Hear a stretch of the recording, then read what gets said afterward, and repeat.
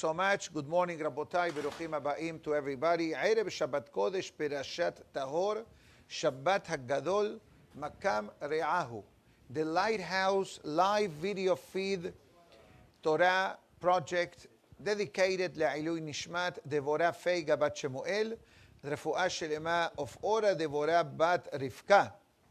Additionally, the iTorah.com live audio recording sponsored the Refuah Shelema David Menachem Ben Devorah Leah, Shidduch for Nehamadina Bat Hanabatia among the Bahurim and Bahurot of Am Israel. Amen. I'd like to cover, with your permission, perhaps two topics very relevant to today's day.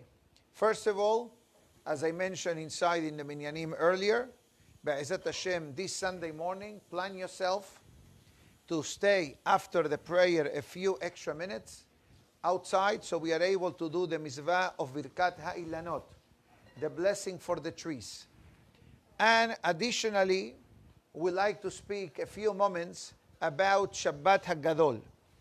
I started to discuss this topic yesterday, and today, with your permission, I'd like to continue to share a couple of insights that I shared with the earlier minyan in the name of the Hidah HaKadosh. Baruch Ata Adonai Eloheinu Melech HaOlam She'akol Nihiyah B'Dbaro. We all know the basic storyline as the halakha brings down of why this is called Shabbat HaGadol. Basically, the lack of reaction from the Egyptians when Bnei Israel went to receive the Korban Pesach for it to be offered and to be slaughtered, and no reaction of the Goyim, that definitely proved a great miracle by itself. Just to illustrate this a bit easier, imagine yourself in the 21st century. You go to a Gentile, December 24th, and you ask him, can I please have your tree? For what? I'd like to make a barbecue. What do you think will be the reaction of a Gentile if you ask them for such a favor? It will not be a good reaction, because you basically are telling them your belief is false, your belief is empty, and therefore I can do whatever I want. This was the message to the Egyptian nation. But I'd like to expand a bit more on this topic. We know, and we discussed this perhaps last Friday or Thursday, where we spent a few minutes to understand the first mitzvah of the Torah, the mitzvah of Rosh Chodesh. As the Pasuk said, HaChodesh hazeh lachem Rosh Chodashim. I ask you a simple question. Celebrating Rosh Chodesh, it's dangerous? No. Celebrating Rosh Chodesh requires sacrifice? No. They tell you Monday Rosh Chodesh, they tell us Shabbat Rosh Chodesh, we say Amen, we say Ya'aleh v'Yavo, we say Hallel, we read the Sefer, etc. But the mitzvah of the Korban Pesach was a very, I don't want to say the word dangerous mitzvah, but it was a challenging mitzvah. Because many Jewish people could have said, how do you ask me to go to the Egyptians and tell them, let me have your God so I can make a barbecue, so I can sit down with my wife and children to eat barbecue? This is from a Goyish perspective.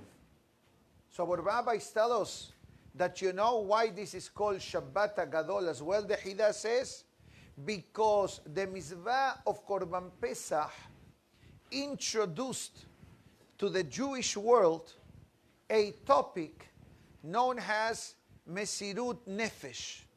Mesirut Nefesh literally means making a sacrifice.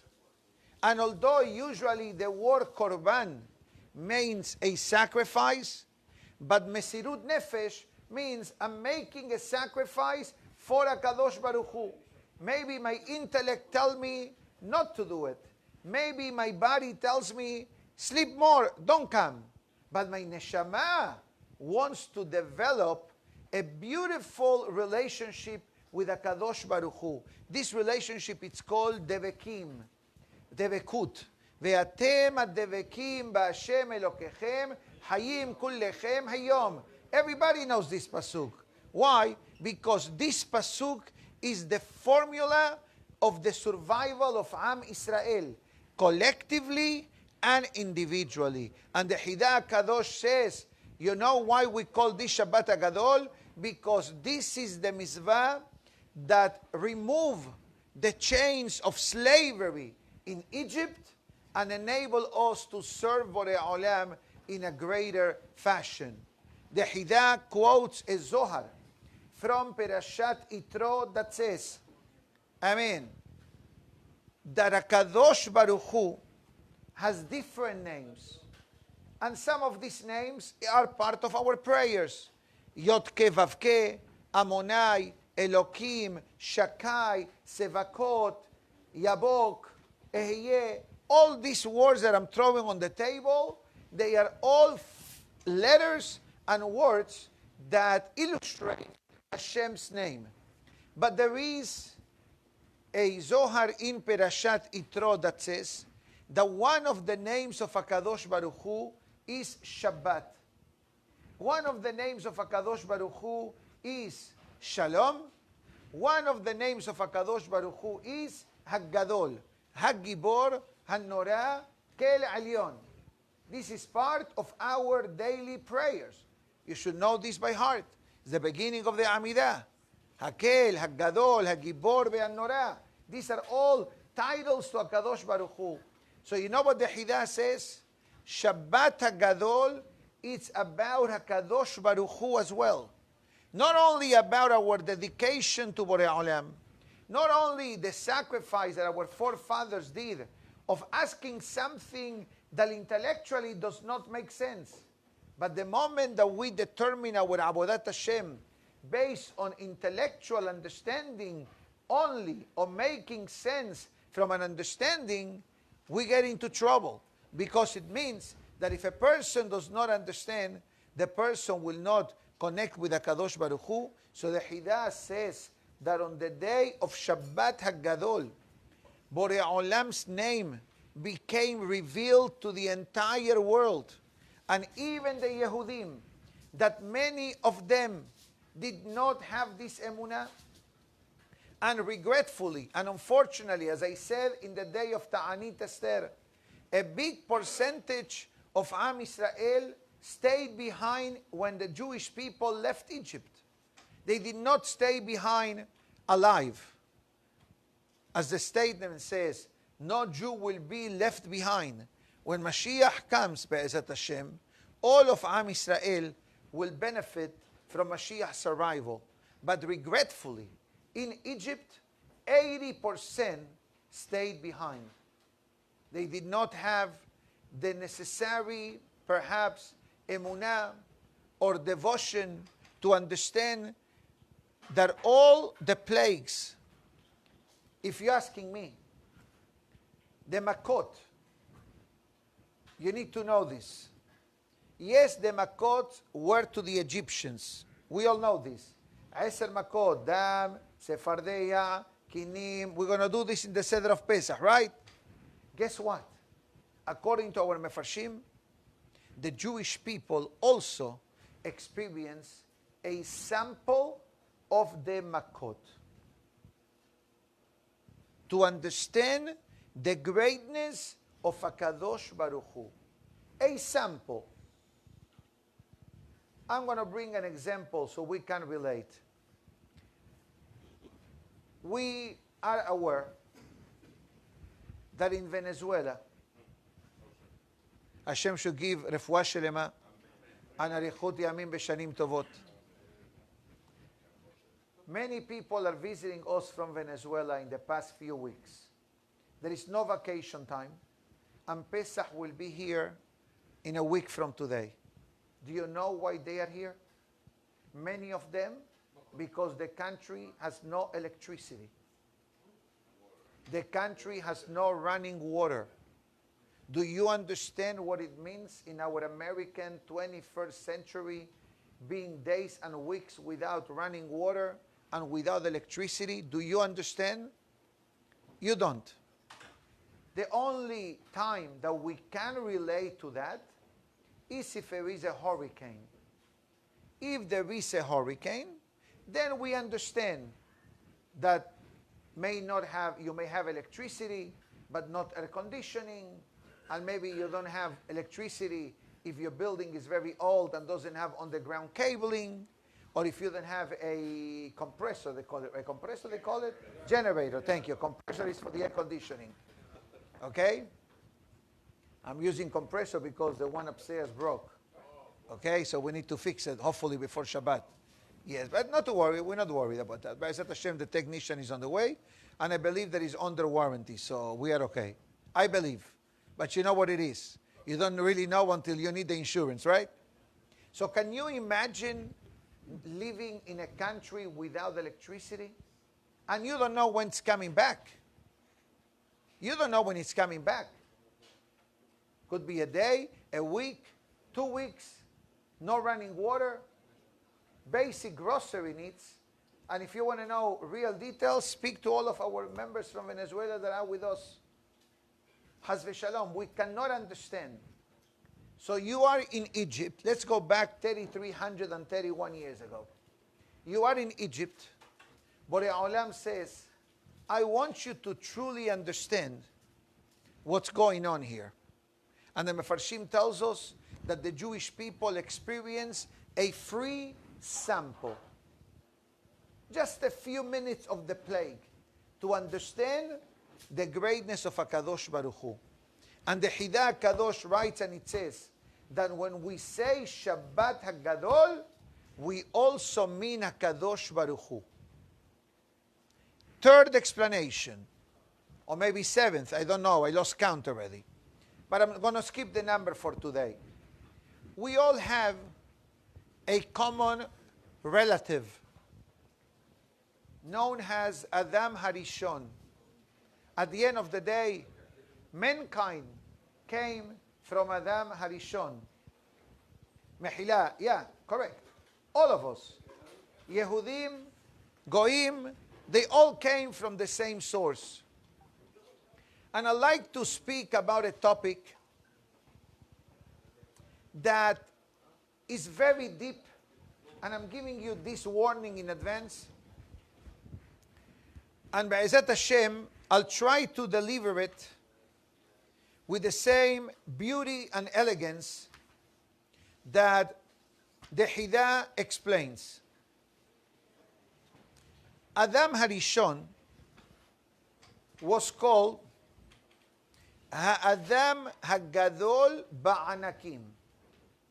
In English it means the greatest person that ever existed. Among the giants, Adam Harishon was the master. Why? The short answer is, Adam Harishon, Yetzir Kapav Shel HaKadosh Baruch Hu. Adam Harishon was created by Borei Olam. Like the wives or the bakers bake challah, combining the four components, water, heat, air, and flour, so was Adam Harishon. Water, earth, heat, and air as well. So the master creation of Borei Olam was Adam Harishon. Therefore, Adam, Hava, Cain, Shet, and then comes all the Hevel, unfortunately, left no trace in the physical world. So he came and left without achieving much spiritually. According to our holy rabbis, Moshe Rabbeinu alav shalom carried the neshama of Hevel. Hence, the He of Moshe is for Hevel. The Mem is for Mashiach. The Shin is for Shem, the son of Noah. And the He is for Hevel. The Zohar Kadosh writes that Moshe Rabbeinu was the Gilgul of Hevel, and Yitro, his father-in-law, was the Gilgul of Cain. And that's why they made peace. And the daughter of Yitro marries Moshe, etc. I'm only throwing you in this last statement a free candy to keep you satisfied. But this sentence that I just said requires a class by itself. Why Rabbeinu Hari writes that Yitro and Moshe were round two of Cain and Hevel, of the unfortunate tragedy that happened in the early days of the creation of the world. We'll save that, Beli Nether, when that perashah comes about. But let's continue. So we have now Adam Harishon. What happened with Adam Harishon? We all know very well, on the same day of the creation, the unfortunate sin of the Es Da'at took place, and Adam and Hava imposed upon themselves exile. What's the meaning of exile? Both of them kept a physical distance from one another. For how long? For 130 years. I know that we cannot relate to what I'm just saying. How can the husband survive without the wife 130 years? I know it doesn't make sense in our mind because we are simple people, 21st century. People don't live that long.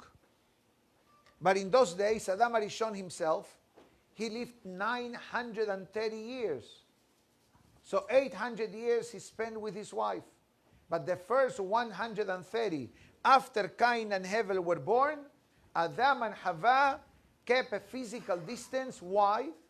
As self-imposed consequence of the sin of the Es Hadda'at. Until 130 years later, the Pasuk says in Bereshit, Vayeda ha'adam et ishto od. Once again, they renewed their vows. Basically, they became intimate once again, and Shet was born from this relationship. And that's the reason why, according to the Mekubalim, every Shabbat and Yom Tov, we say the prayer of Berich Shemeh, which is a praise to HaKadosh Baruch Hu, a tefillah written originally in Zohar, Perashah Vayakel, and according to our holy rabbis, this prayer was established as a tikkun for the averot that Adam Harishon did during these 130 years of physical separation from his wife's Hava. I know that I'm sharing with you very deep statements, but then there is a question that you are asking.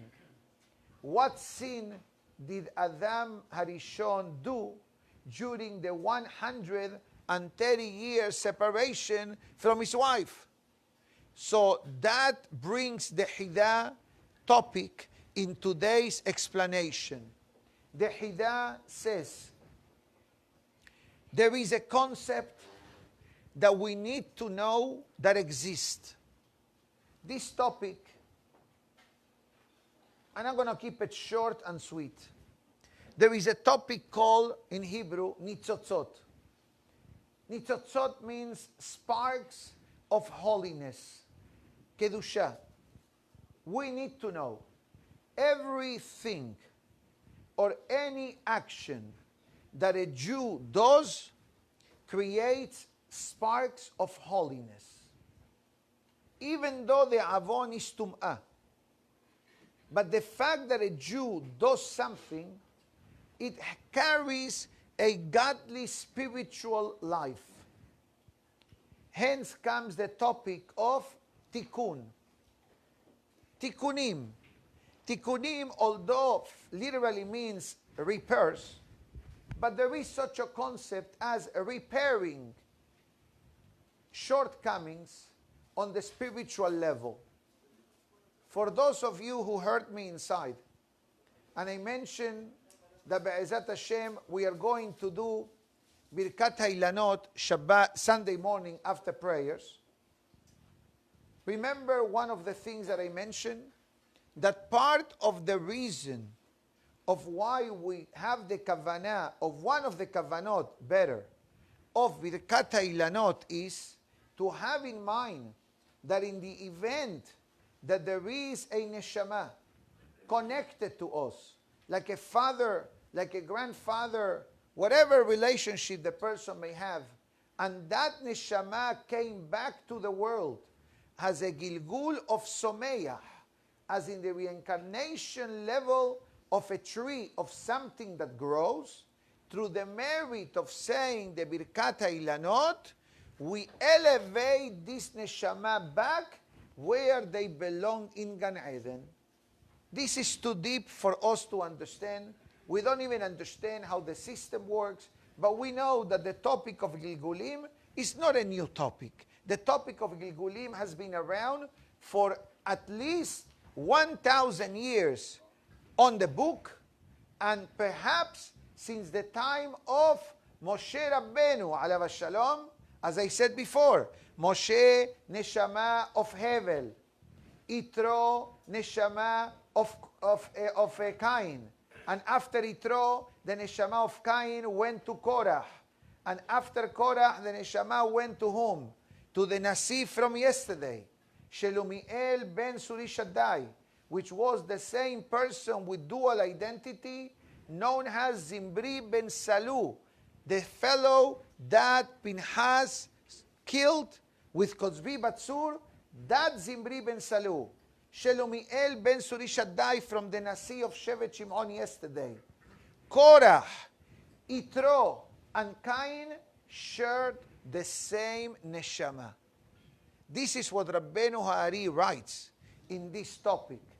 There was a great rabbi, Sephardic Italian rabbi.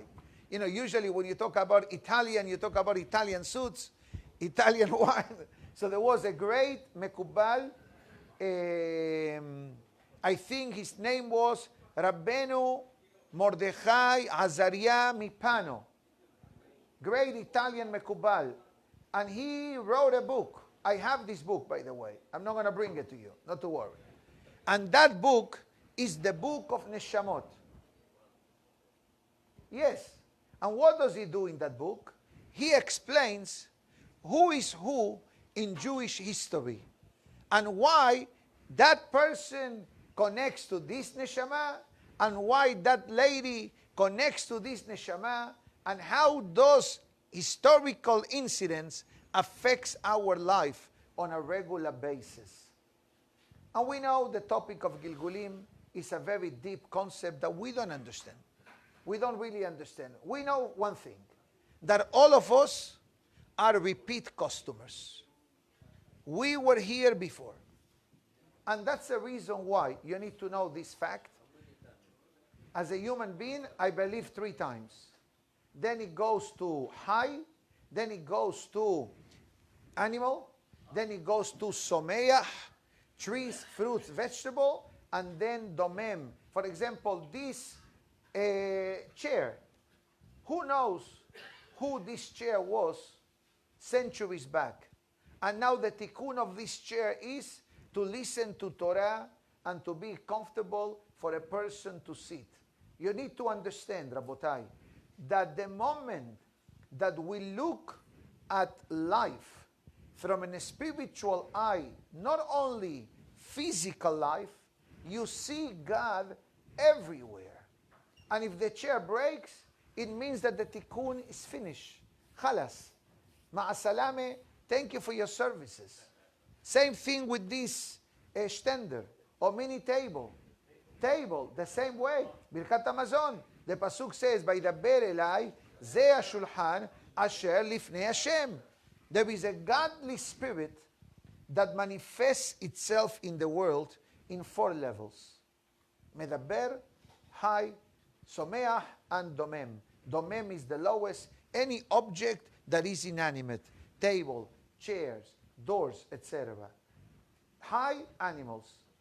Someach, trees.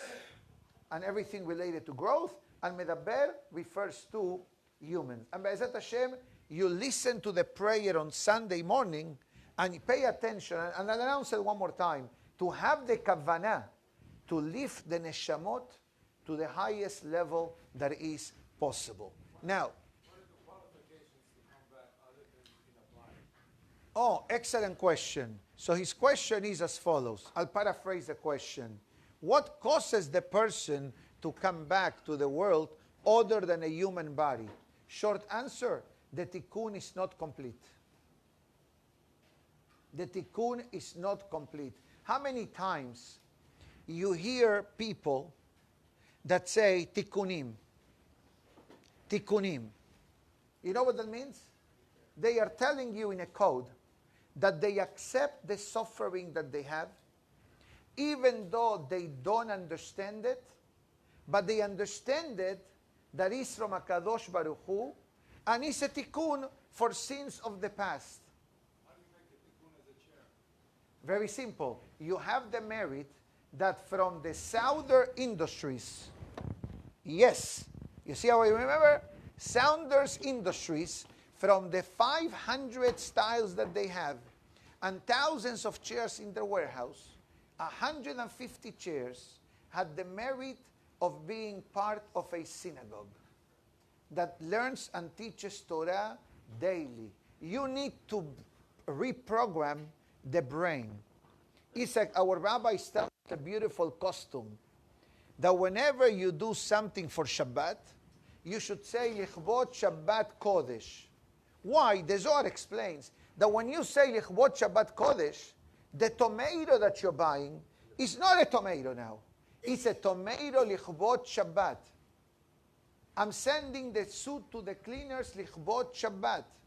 I have a talet Lichvot Shabbat Kodesh. I clean the house Lichvot Shabbat Kodesh.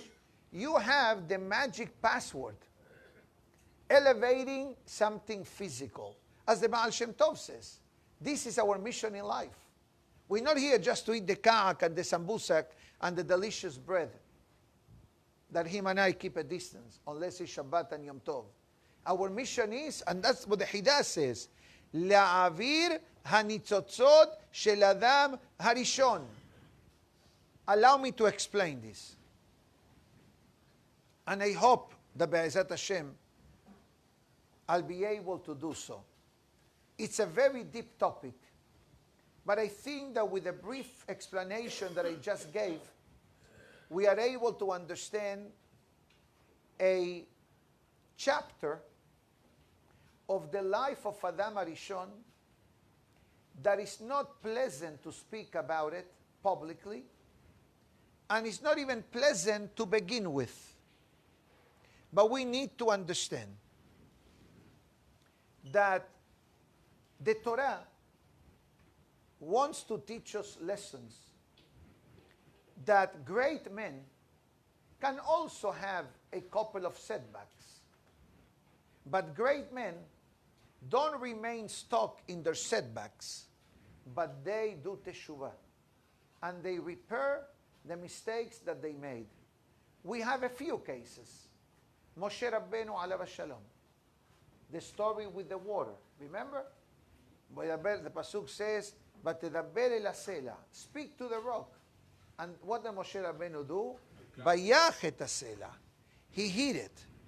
The Meragelim, coming back from Israel with a very derogatory report about the land of Israel. Korah, rebelling against Moshe Rabbeinu. Who else we have in the picture? Ishmael, Bilaam, Balak, Terah, even Esav.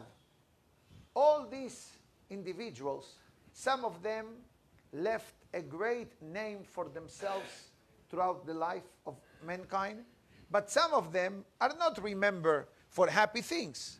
When we talk about Balak, Bilaam, Amalek, and Esav, do you celebrate when you hear the names? Their names automatically, what they show us, not good things. But we talk about Moshe Rabbeinu, Aharon, even Adam Arishon. There were these 130 years of Adam Arishon that he was separated from his wife. Why? Because that was a self-imposed isolation for the avon of Etz HaDa'at. He took upon himself this penalty. It was not a godly penalty. He took it upon himself. Now I'm going to impose myself exile, 130 years of separation from his wife. I ask you a question. If men cannot, and I'm sorry what I'm going to say now, have challenges for 2 weeks that the wife is nida, to keep a distance from the wife, can you imagine 130 years from the most beautiful, godly created lady in the world? So guess what happened during these 130 years? Adam Arishon had a couple of spiritual setbacks related to the purity of the human body. Those setbacks created spiritually nitzotzot, sparks of Kedusha that they were not earmarked for Kedusha. Let's say you have $5 in your wallet now. You have two options. You can give this $5 to tzedakah. You can buy something, Lichvot Shabbat Kodesh, or you can go to the casino and use it into the machine. Explain to me, what does this mean? The money is the money, and then I have an opportunity to create a nitzotz of Kedusha, a spark of godliness, because I'm using it properly. I'm using it for a mitzvah. I'm using it Lichvot Shabbat. I'm using to help the needy. I'm using for the kuppah. Or I can use it, Haz v'shalom, for an avon. You go to the casino. Yes, it's an avon going to the casino. If you're asking me, don't go to the casino. Don't step into the casino. Not even to check the light bulb that they use. Stay away. We all know very well that the environment is taref, and the behavior is taref, and what they represents harayot, alcoholism, wasting of money, and all the spiritual secondary side effects that developing a habit can bring upon the person. And I know that I use the word habit because that's how the Yetzer Hara starts. Starts slowly, and then you develop a taste, and then you develop an affinity, and then you move into the casino, Haz v'shalom, and we all know the disasters that causes gambling, addictions, and many other matter. So we understand already that one tool can be for Kedusha and for Tum'ah. So what happens now when a person takes that money and uses for an avon? Because there was Jewish force involved, automatically carries a nitzotz of Kedusha, a spark of holiness. Even though it's surrounded by the Tum'ah of the avon that a person made, but there is a godly aspect. You know what the Hidah HaKadosh writes, and it says, I'm going to read it in Hebrew and I will translate, because I want you to take the full package of the magnificent gift that the Hidah is giving us. And I'm still talking about why it's called Shabbat HaGadol, and then I give you a closing statement, Be'ezat Hashem. And it says, Ki ya'an galut Misraim haya ba'abur nitzotze hadam harishon. The years that we stayed in Egypt, were as a spiritual remedy to lift all the loose ends that Adam Arishon brought down to the physical world during these years of separation from his wife. And that's what the Pasuk says, by Natzelu et Misraim. They saved Egypt. Who is the Torah referring when the Pasuk says they saved Egypt? Egypt was not saved. You know what the Hidah says this Pasuk means? They saved the one that caused Bnei Israel to go down to Egypt. And that's why we say, Mizmor Shir Leyom HaShabbat, Shabbat HaGadol, Shehu Tikun HaAdam HaGadol, Adam HaRishon.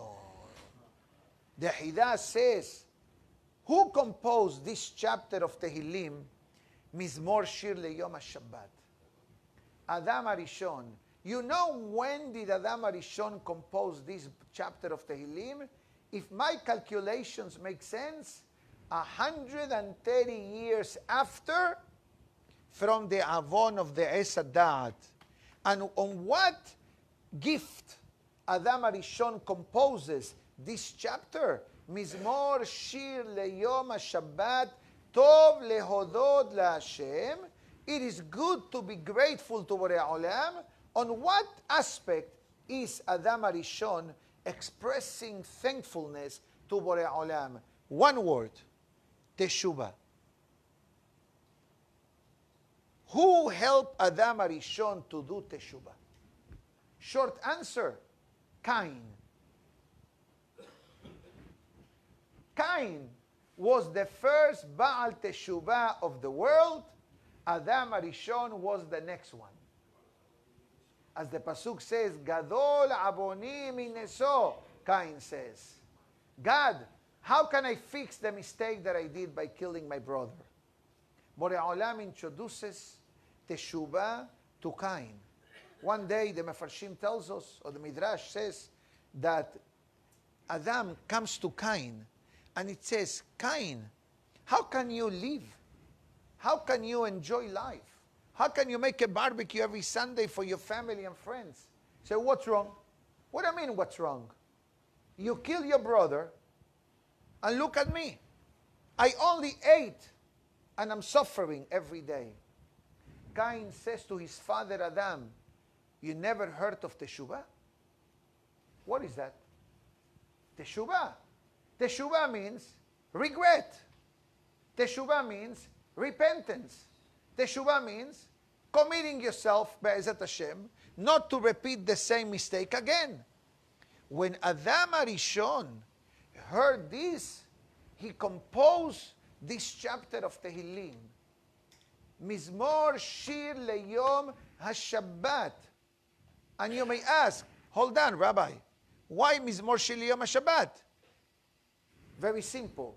Because Shabbat and Teshuvah are the same letters. Shabbat. Look. Shabbat. Tashuv. That's it. Tov lehodot laHashem. I'm grateful to Borei Olam. You know the famous prayer behind me? The prayer of gratitude, available in many languages. Very beautiful reading, very meaningful reading that helps people overcome challenges. I'm telling you this from personal experience and from professional experience as well. To some people, this prayer seems to talk a lot, which is fine. We're not, God forbid, minimizing the different tefillot that many different books bring. But on this gift of Teshuvah, Adam Arishon composes this chapter of Tehillim.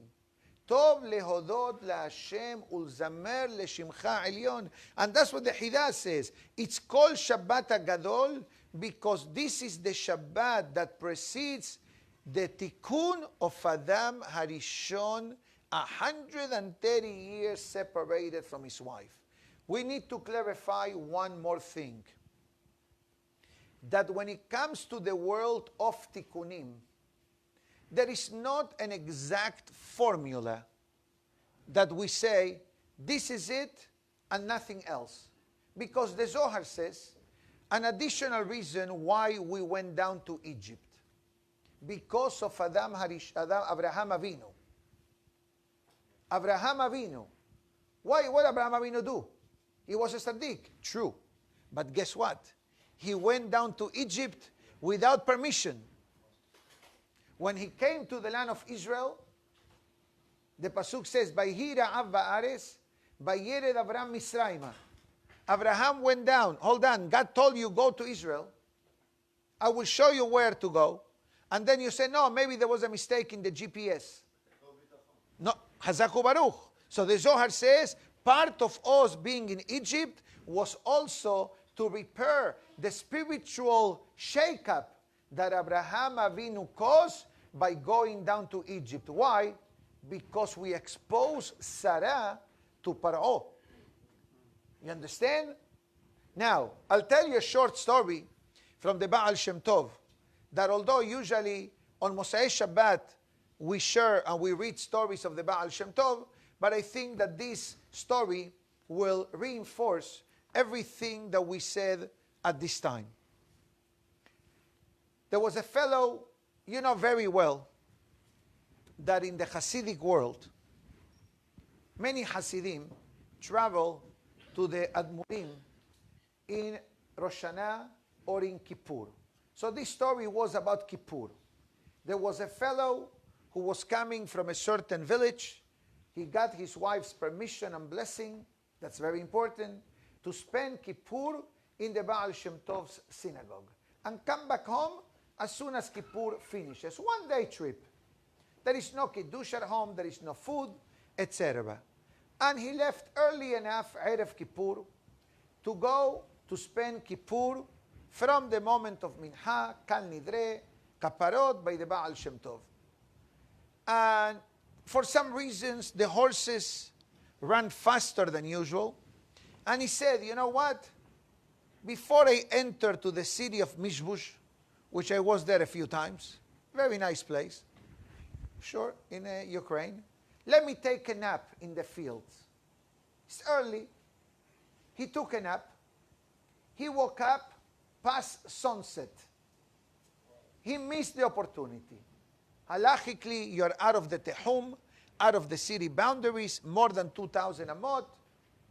He decided, he had no choice.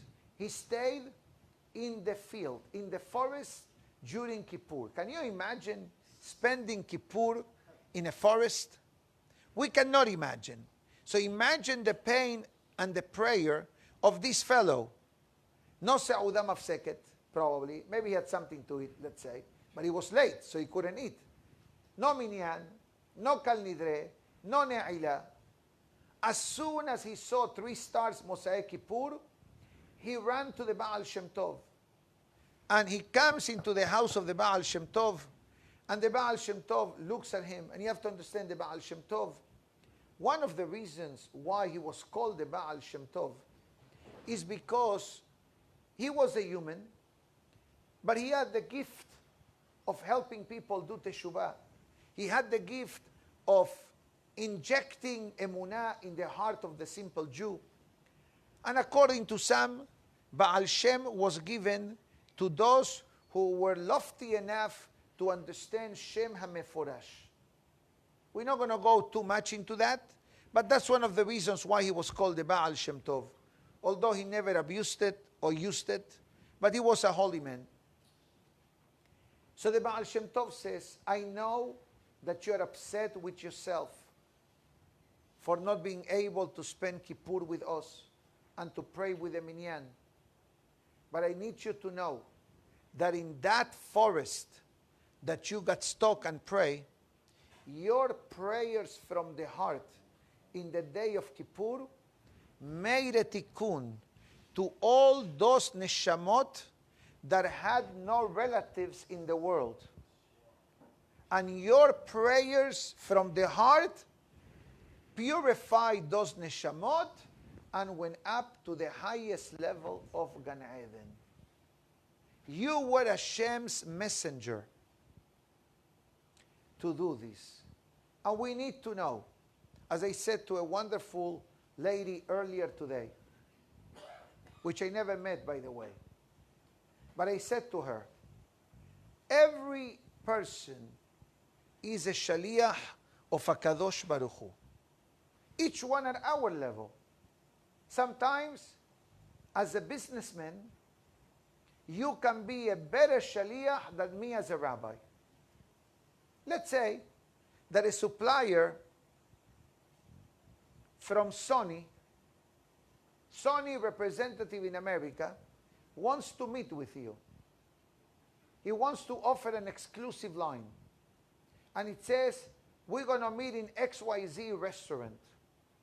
On me, he says. And you said to him, I would love to meet with you, but I only eat kasher. Or a meeting with Walmart. Remember the meeting with Walmart? the appointment on Shavuot, and Walmart says, Shavuot, we never heard of it. We know Passover, we know Kippur, Rosh Hashanah. So Walmart, in their temimut, gives you an appointment for Shavuot. Now, you can find halachic shticks how to meet them on a holiday. You bring a goy with you, you don't carry, but definitely all this is asur. Because business and Yom Tov, business and Shabbat, they don't mingle. It's like meat and dairy, taref. And you tell Walmart, regretfully, I cannot meet you. Usually when a person has a shidduch with Walmart, has a meeting with Walmart, probably you're going to sleep next door to Walmart, and you're going to put 4 alarm clocks, and your tefillah will be similar to Yom Kippur, that you want to hear yes from Walmart. Let's be honest, guys, come on. I'm not in the business with Walmart, but I know what Walmart represents. And you tell Walmart, I love to meet with you, but it's a Jewish day, and I cannot meet with you. You are creating an unbelievable Kiddush Hashem. You follow me? That the rabbi is going to say that, or an observant Jew, religious-looking Jew will say that, it's a given. But a person that is in the world of business and says, thank you, but no thank you, because my tradition, my emunah, my Torah, my God, my people are above the world of business, you are an ambassador of HaKadosh Baruch Hu. So we need to seize the moment and the opportunities that Borei Olam gives us. And I think that this class, although perhaps may have been much deeper than usual, but I think that I want everyone to walk out of this room thinking that every action that we do, excellent, good, okay, not good, or definitely not good, it leaves a sequel. It leaves a spiritual fingerprint. You know, there is something called, in the world of computers, digital footprint. You know what that means? Like there is a footprint from the finger, there is something called in English, digital footprint. Guess what? Our neshama, in every situation, leaves a digital, a spiritual footprint. If it's good, beautiful. But if it's not good, we need to fix it. We need to repair it. We need to remedy. And hopefully, Be'ezat Hashem, we'll be able to do that in our lifetime. I think that with all the explanations that we said now we understand why the Moed Kol Hai, Rabbi Chaim Palachi writes that in this Shabbat, besides the halachic concept of Shabbat, speeches, etc., many people say, Shabbat HaGadol Shalom Umevorach. Instead of saying Shabbat Shalom Umevorach, we throw in the word Gadol. And when we say Gadol, Gadol Borei Olam, Gadol, the miracle of Korban Pesach, Gadol, the tikkun of Adam Arishon, in part, because we're still making the tikkun. You need to know this. The tikkun is not over. Why? Because the avon of the Esadat, which is also an additional challenge or situation with Adam Arishon, will only be repaired when Mashiach comes. So the more mitzvot and ma'asim tovim and more good things we do, guess what? We're expediting Mashiach's arrival, which is a possibility. The Navi says in the Aventura of the Shiva de Nehamata, the 7 Haftarot after Tsh'a B'Av, there is a beautiful pasuk. Ani Hashem be'ita ahishenna. The pasuk tells us Mashiach will become. You have 2 options. Be'ita or ahishenna. Be'ita means on its due time. Guess what? I'm going to tell you when is the deadline for Mashiach to come. You ready? 221 years from now. In the 6,000. That's the ultimate deadline. But guess what? I don't believe it. I'm sure the Mashiach will come much earlier. I'm not sure if Mashiach could come today, although I don't mind. Although there is a Gemara that says the Mashiach, not to make people upset, Erev Shabbat, Erev Yom Tov, your wife prepared everything for Shabbat, and now Mashiach came, and your wife says, so why did I do all this? I'm sure that the holy ladies of the Jewish people will not complain if Mashiach comes now. So I think that we need to send a message to HaKadosh Baruch Hu. I'm going to do it live in video and live in recording, that we beg Borei Olam. Every year we say, B'Nisan Nigalu, B'Nisan Atidin Ligael. Every year we say, L'Shana Haba'ah B'Yerushalayim. So I'm going to say to Borei Olam, we have 1 week for Mashiach to come. And I don't think anybody will mind if Mashiach comes now. Do you mind if Mashiach comes now? Okay, maybe Mashiach needs to send Eliyahu Navi before Eliyahu Navi, Mosai Shabbat. But bottom line, we are in a week that the face of history can be changed. And Be'ezat Hashem will be changed with the imminent arrival of Mashiach Tzidkenu. So Be'ezat Hashem, may everybody have a meaningful and uplifting Shabbat HaGadol. And Be'ezat Hashem, yes. Why did Am Yisrael have to pay such grave consequences for the sin of Avraham? It's years, hundreds of years they were in Mitzrayim. So I'm going to give you the short answer. The original calculation was like 400 years. Hashem gave us a discount from 400 to 210.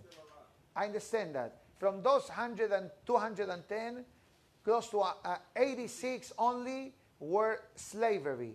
The other years we were living a most comfortable life that you can imagine. But that where it brings the topic of tikkun. We needed to become a nation. And a nation, it grows and develops through different concepts. One of them is tikkunim. And I think the message of the tikkun is, don't believe that anything that we do does not have side effects. Everything that we do has a side effect. Could be a great side effect, or could be, Haz v'Shalom, the opposite. There are a lot of questions that we don't understand. And your question is one of them. We don't understand. Anistarot la Hashem Elokeinu. There are certain things that it crosses the mind of intellect, of knowledge. And we need to have emunah and to be good soldiers in the army of HaKadosh Baruch Hu. Shabbat Shalom. Tizkol Shanim Rabot. Everybody. Baruch Adonai Le'olam.